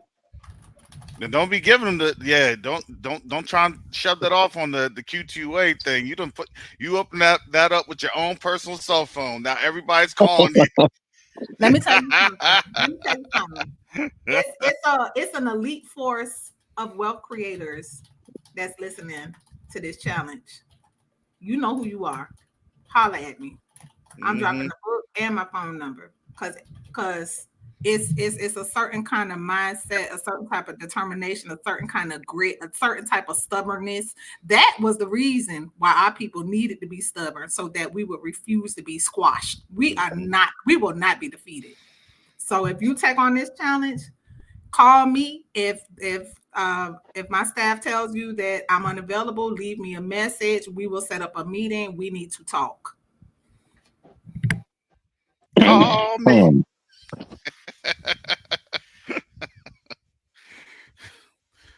You better call Sharp's phone.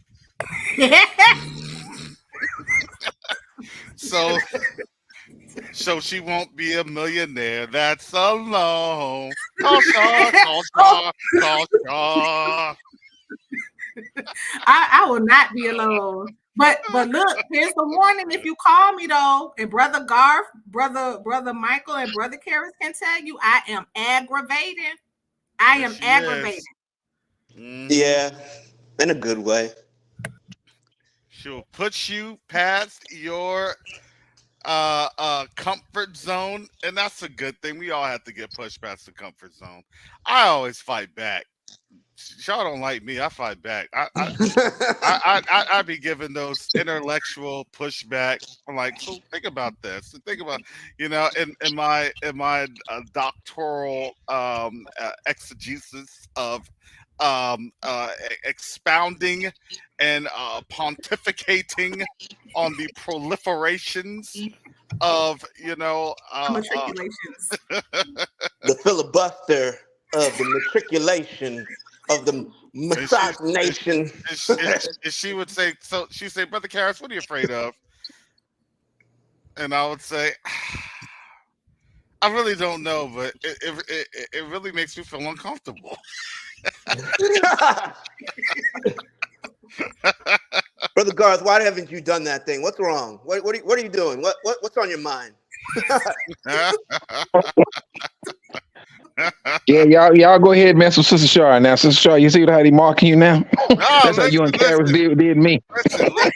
When Sister Shaw was able to decipher Mike's grunts, that was like the revelatory factor right there. It's like, see, when Mike has the long grunt with the pause with another long grunt, that's something. She has a grunt chart. I thought we was making fun of Sister Shaw. Now you spent it. You spent it all the way from her, brought her back on your team. Mike's grunt like Morse code. It's like It's like that's Oh, SOS. That's SOS. yeah, brother Mike was feeling vindicated because we were on the road this week with brother Mike. You know what, brother Mike? That's because we miss you Wednesday nights. We do. But we appreciate you being boots on the grounds. You putting those roots down on behalf of the family, on behalf of the mission. We appreciate all of your personal sacrifice. I don't think anyone here could ever truly appreciate the amount of personal sacrifice you have invested into this mission. Mm-hmm. And we mess with you and we take jabs at you, but we cannot understate your value and your importance to this mission. We appreciate you so much. Thank you for doing so much for this mission. Yes. And next week we're gonna focus on rooted in Hebrew as part of our strategic partnership updates, because there are many organizations that have reached on out to some organizations. We have to vet. That's just how that goes. We vet a lot of things. I'd like to apologize for last week, June 30th. We were supposed to have a Tanzanian Mhm. official for the Tanzanian town hall. Um, it had to be pushed back on out because one of our people that was a contact, she was suffering through a personal loss. And so with that, that's life. Things happen. So, we want to make sure that people understand that because of the way that the loss had happened, and it tells you why the need for road work, the need for infrastructure Ooh.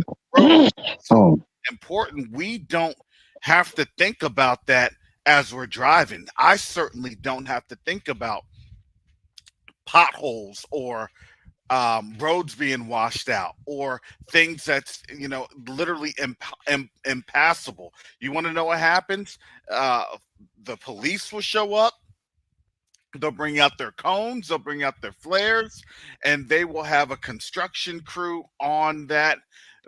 They don't care. They'll shut down traffic and they'll get that road fixed.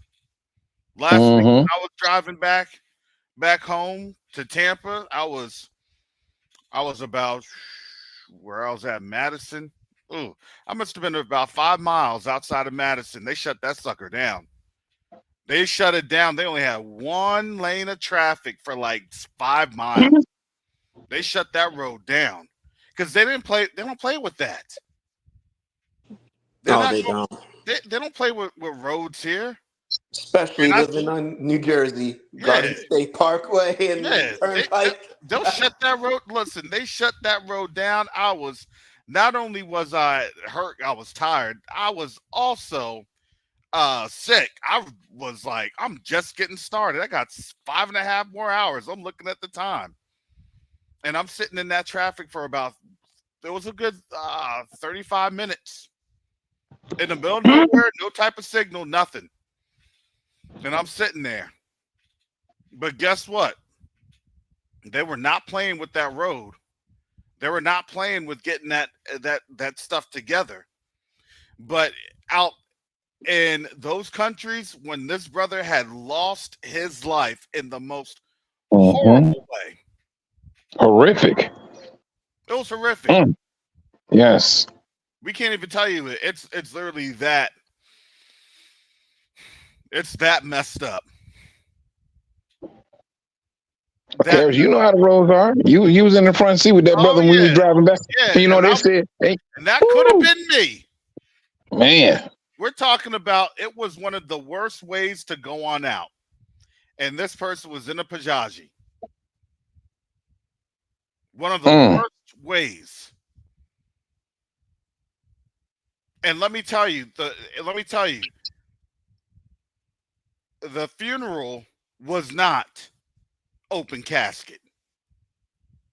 mm-hmm, to put it in that manner.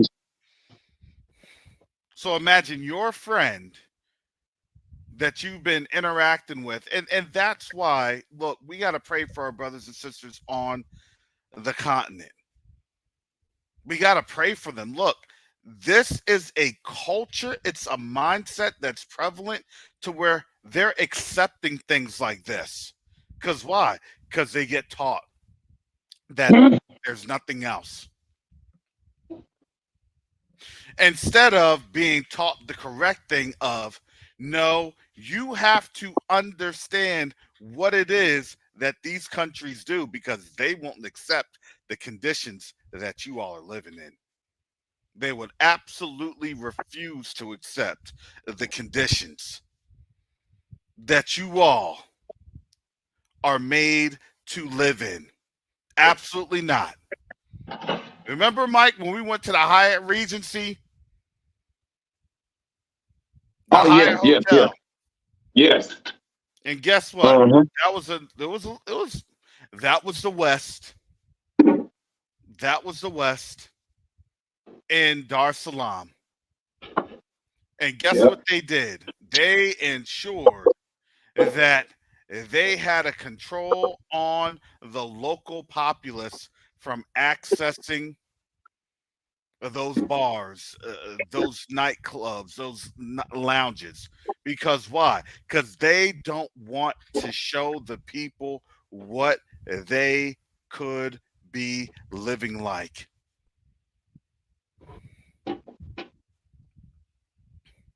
And it was a shame too.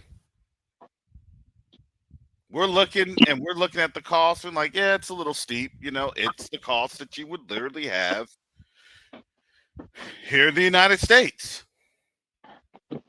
So for us, it wasn't really outrageous per se, because that's the same thing that we're used to. But for the local populace, that thing was priced so far outside of their normal living. They would not be able to even uh, indulge in what was being displayed to them. They couldn't do it. It would be so far beyond them. And we have to understand that's the level of restrictions that's been placed upon us worldwide. Because it's not just in the continent, it's also in the diaspora.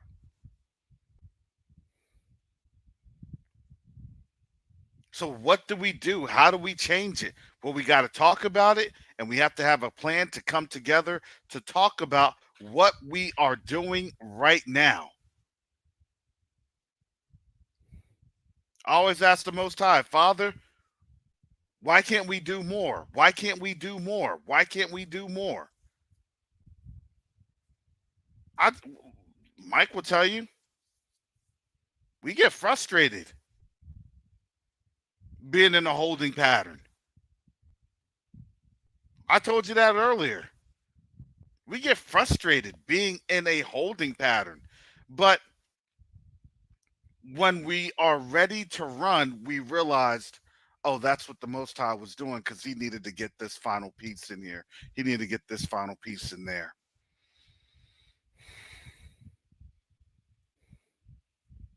So, family, that's why I say it's vital that you pray for Quest Unite Africa. You have to pray for the organization. As Sister Shar had mentioned, listen, we are an organization that, yeah, this is a grassroots social media organization. Brother Mike can tell you, based off of even Chat GPT from Tanzania, it's a grassroots organization. That's the truth. The other stuff was a lie about QAnon and being a right wing. They tried us. They tried us. Like we minded our own business and they are coming for us even on Chat GPT. The Like, robot is coming for us. I told Mike, I right? said when he did his personality test, they done built the T2000. Dun, dun, dun, dun, dun. They tried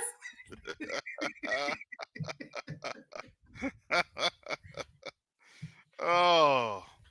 So family, with that, any final comments? Shalom, everyone, and enjoy your Shabbat. All right, thank you, brother Garth. Sister Shar, any more wealth building advice? This is the millionaire in waiting. So let me tell you something. My chats are sitting up here like blanked out, right? Where I dropped the name of the book and I dropped my phone number, but it's right here in my chat bubble. Look, I will not be defeated. Yasharel will not be defeated. Yah will not be defeated. Well, our people are creative. We're going to find a way. I thank Yah for his goodness and his kindness for our people. I thank Yah for always looking and being concerned about the things that concern us. I thank Yah for this space called Quest to Unite Africa, where he has gathered his people to love on one another and to heal with one another. I bless Yah for those things that we have accomplished together as a tribe on our 1.0 version of the expedition. I bless Yah for continuing to open doors as he has and as he will continue to do. I am so thankful and grateful to him for all of his goodness towards his people and all of his, oh my, his awesomeness, y'all. I am thankful that right now the glory of his name is returning upon the earth, and the kings of this earth will bend the knee in awe of his awesome might and power, because all we're doing is showing up and saying yes so that he can do what he has already purposed to do through his people. I thank him for each and every soul represented here on this live. I thank him for you and for the seed of purpose and destiny that he has placed inside of you. I thank you that you shall accomplish your mission. You shall not faint. And in due season, you shall reap the harvest of his goodness.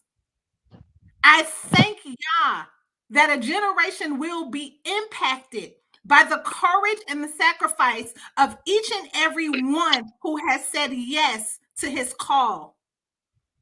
I thank Yah for the strategic partnerships that are in the works, and that our people will love each other in the truth, as we have been preordained and destined to do.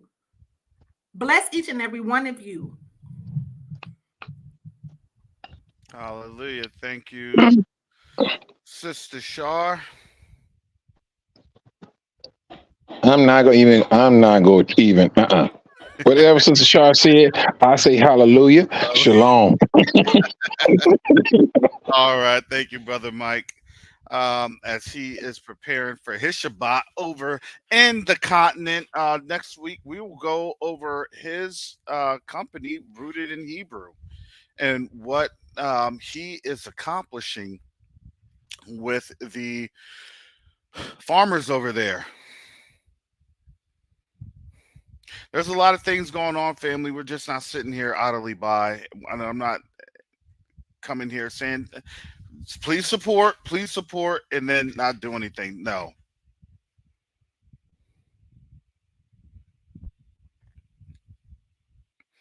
We have a lot of we have actually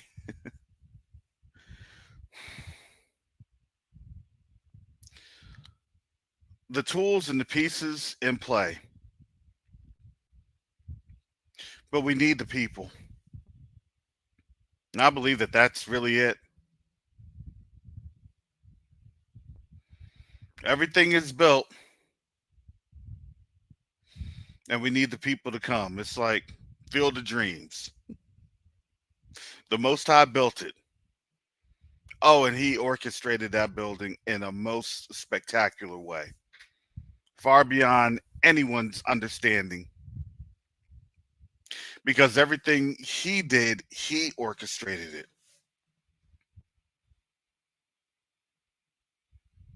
So now in this season,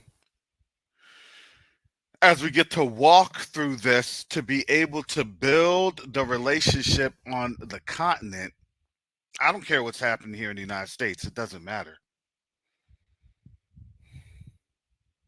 This is a season to where we're beginning to move, and we're going to move with diligence, and we are getting ready to move with authority, because that's what the Most High has already given us.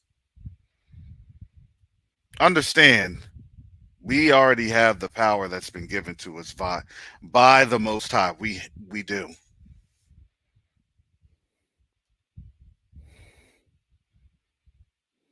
So I would ask each and every one of you, if you haven't yet signed up to be a volunteer, please do so. We will be having our monthly updates, and that's due to the fact that there's too much stuff going on. We're going to be doing our monthly updates. This Sunday will be the monthly update.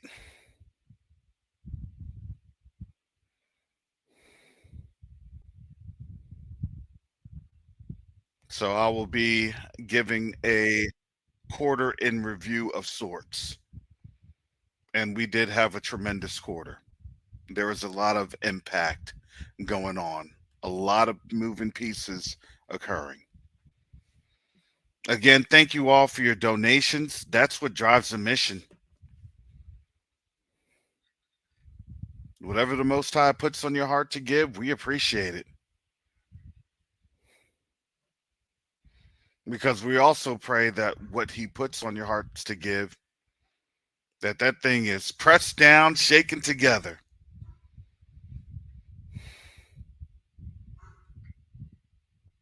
and that he provides more than what is given. And we've had so many testimonies of that, where you're planting. This is seed. You're planting into this organization. You're planting into this mission. The roots have sprouted, or the roots are going. We're pushing up out the soil, and now we're just waiting now for the fruit.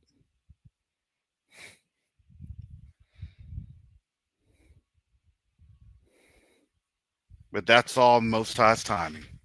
All we can tell you is he's still moving. Things are still happening. And the work and the mission is being done. Continue to pray for Q2UA Africa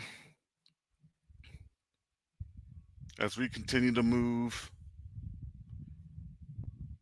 and work. Thank you again for the panel. Thank you again for the board, our volunteers. Definitely appreciate everyone's help. And with that said, family, Most High willing, I'll be back sometime soon. I'll be back probably next Friday.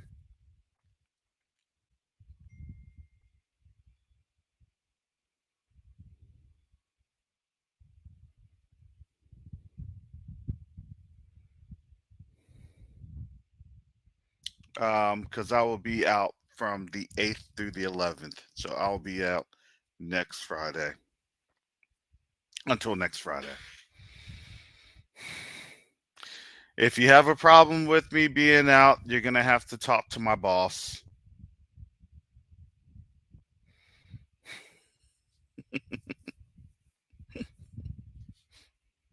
I have some vacation days that I have to use.